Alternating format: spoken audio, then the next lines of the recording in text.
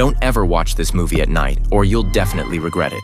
In Malaysia, there's a small island that looks exactly like a skull from a distance. Legend has it that 100 years ago, all the indigenous villagers on the island vanished overnight, and no one has dared to set foot on it ever since. One day, a group of young people made a bet. If they dared to spend a night on the island, they would win $5,000. But little did they know that a nightmare was waiting for them. As soon as they stepped onto the island, a girl was drawn to a beautiful bird and chased it into the forest. Worried about her safety, her friends followed closely behind her, venturing deep into the woods, where they discovered an abandoned village that looked eerie and menacing from afar. The village entrance was blocked by a thick rope, as if warning people not to enter. But a bold boy didn't believe in any of that and tore down the rope without hesitation. Seeing that nothing unusual happened, the others followed him into the village. However, Sophia, who was walking at the end of the group, had a vague sense of unease. She had always been different from others, able to perceive strange things that no one else could. As dusk fell, they found a small house, cleaned it up briefly, and planned to spend the night there. At first, everything was normal, and everyone soon fell asleep. But in the middle of the night, the door suddenly creaked loudly, and then faint, miserable cries drifted over from the forest. Before long, Sophia was jolted awake by the sounds. She got up to find the source of the cries, but when she turned around, she saw a terrifying sight. All her friends were sitting bolt upright, yet their eyes were tightly shut. Sophia tried calling out to them, but they didn't respond at all, and then they lay back down one by one. Sophia suddenly woke up with a start. Turns out it had all just been a nightmare. By then, it was already dawn outside, and her friends were packing their belongings to leave. As they waited on the beach for the pickup boat, one girl noticed that an extra photo had appeared in her phone's photo album. The picture showed all of them lying neatly together on the ground. Sophia froze in panic when she saw the photo.